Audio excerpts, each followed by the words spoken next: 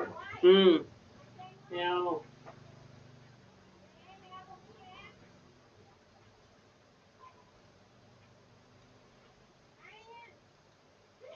สวัสดีครับสวัสดีครับสมาชิกทุกท่านครับยินดีต้อนรับทุกท่านเข้าสู่ช่อง VIP ธรรมดานะครับช่อง VIP ธรรมดาก็จะมานำเสนอหวยรอบค่ำนะครับรอบค่ำกับรอบดึกนะหวยรอบค่ำกับรอบดึกนะครับเดี๋ยวให้ดูมีอะไรบ้างหวยรอบค่ำรอบดึกก็มีลาวพัฒนาลาว VIP ดาวโจนส์ VIP หุ้นดาวโจนส์เช้านะครับครับก่อนอื่นก็ขอบพระคุณสมาชิกทุกท่านนะครับที่เข้ามาชมนะทุกคลิปเลยฝากกดติดตามด้วยนะครับกดติดตามกดถูกใจกดไลค์กดแชร์ด้วยนะครับเมื่อวานนี้เข้าไหมเมื่อวานเนี่ย เราพัฒนาเข้าไหมเมื่อวานนี้ขายสินค้าก่อนขายของก่อนวันนี้จะขายอะไรขายพัดลมขายพัดลมนะครับขายพัดลมน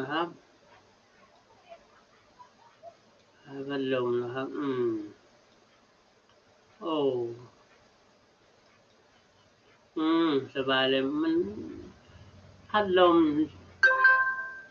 อย่างน่ะสามารถปรับความเร็วแรงรอบได้ครับมันหมุนได้หมดเลยแรงด้วยนะครับสนใจสั่งซื้อได้เลยนะครับสนใจสั่งซื้อได้เลยนะครับแบบนี้นะครับเอามาดูเลขกันคราวนี้มาดูเลขเอามาดูเลขกันนะครับว่ามีอะไรบ้างนะครับลำดับแรกดาวพัฒนาเด้อดาวพัฒนา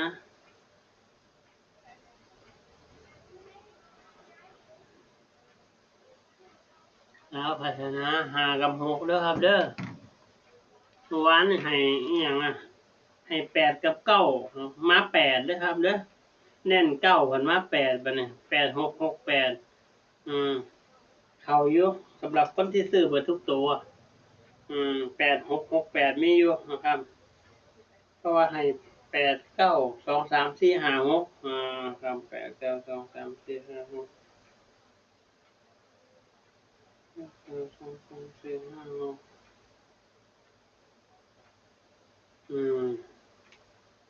มื้อนี้5 กับ 6แล้วครับเด้อเอาจดเอา5005 5115 5225 5335 6006 616 6226 6556เด้อระวังเบิ้ลล่ะ5566หรือบางท่านก็9900นะครับ9กับ0ก็งามเด้อ9กับ0ก็งามอยู่จดเอาโอ้3 นาทีกว่าแล้วบัดนี้มาเบิ่งหวยอีกอันนึงบัดนี้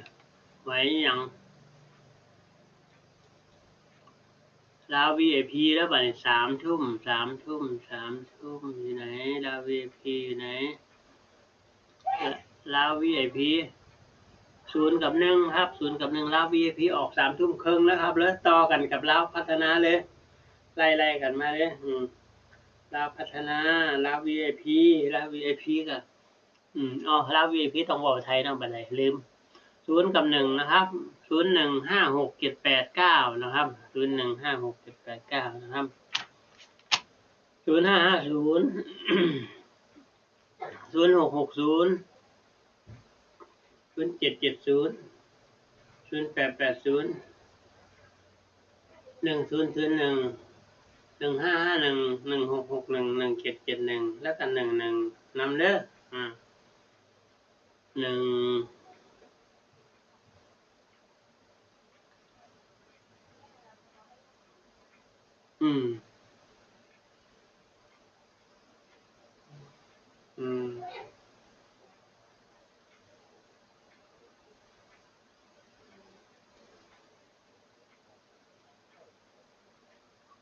จดครบแล้วนะ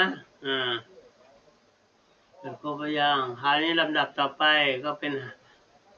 ดาวโจนส์ VIP นะครับดาวโจนส์ VIP นะ เตรียมตัวจดต่อเลยนะครับสำหรับคนแฟนดาวโจนส์ VIP นะครับ3 กับ 4นะครับออกเที่ยงคืนครึ่งนะออก2 ยามครึ่งนะครับเที่ยงคืนครึ่งครับ3 กับ 4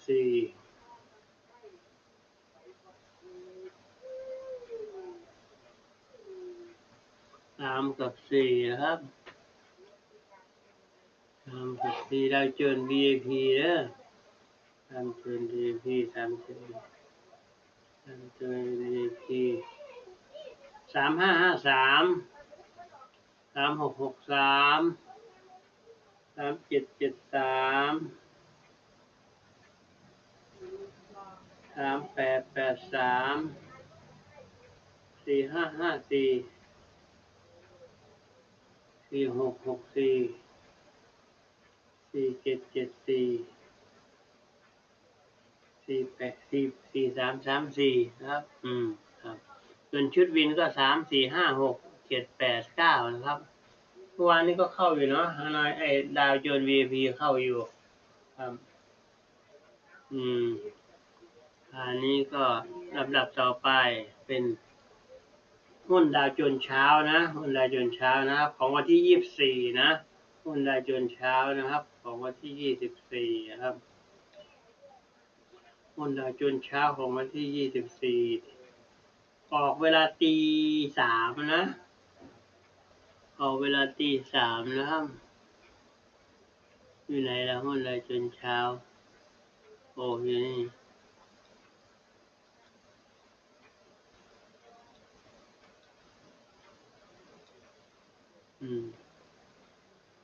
หุ้นดาวโจนส์เช้านะครับ3 กับ 4เหมือนกันนะครับ3 4 6 7 8 9นะครับ3 4 6 7 8 9นะ3 4 6 7 8 9 3 กับ 4